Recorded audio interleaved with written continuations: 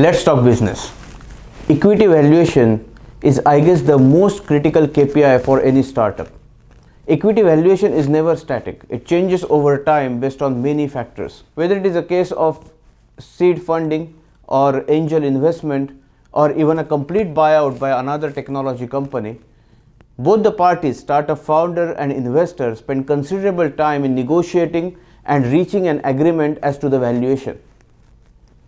Calculation of respective stakes for shareholding is a very complex process, and if you are a startup founder or a first time investor, I recommend you to appoint an experienced finance professional to guide you.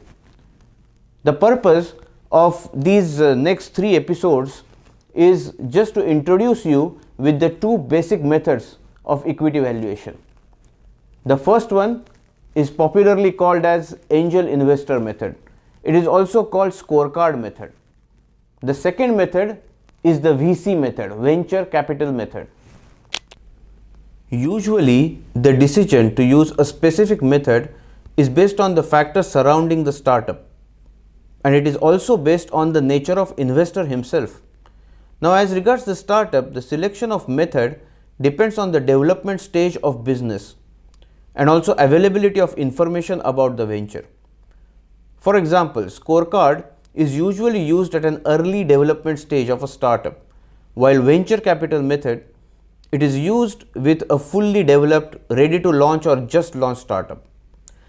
Both these methods require different details and information about the startup to take the decision. Now, as I said, it also depends on the investor himself. Investor selects the method which suits him or her, irrespective of the criteria of a startup. The method is selected based on, say, what is the investment appetite of the investor, what's his vision and strategy to financially benefit himself or herself as an investor from the startup.